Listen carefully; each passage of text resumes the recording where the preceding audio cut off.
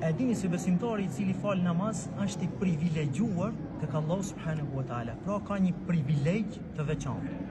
Po ta marrim për shembull që kur e bën jetën për të nisë, për të shkuar në xhami, Allahu e shpërblen këtë njeri dhe këtë besimtar. Që nga momenti kur merr abdes, thot profeti alayhi salam, besimtari kur filloi të marrë abdes, pra me pikën e fundit të abdesit I pikon edhe gjunahu I fundit.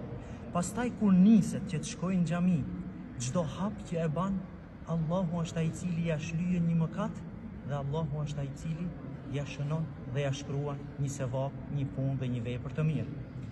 Gjithashtu me një transmetim tjetër thot profeti alayhi salam se kanë bisedu banorët e qiellit, pra engjujt me laqet njëri me tjetrin se cilët janë ato vepra të cilët njerëzit I ngritin në shkallë dhe në grada të larta të xhenetit.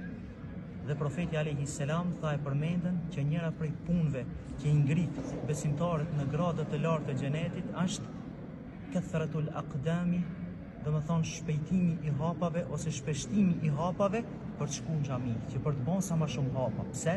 Se për çdo hap që e bën e ke një sevap dhe një shpërblim tek Allahu subhanahu wa taala.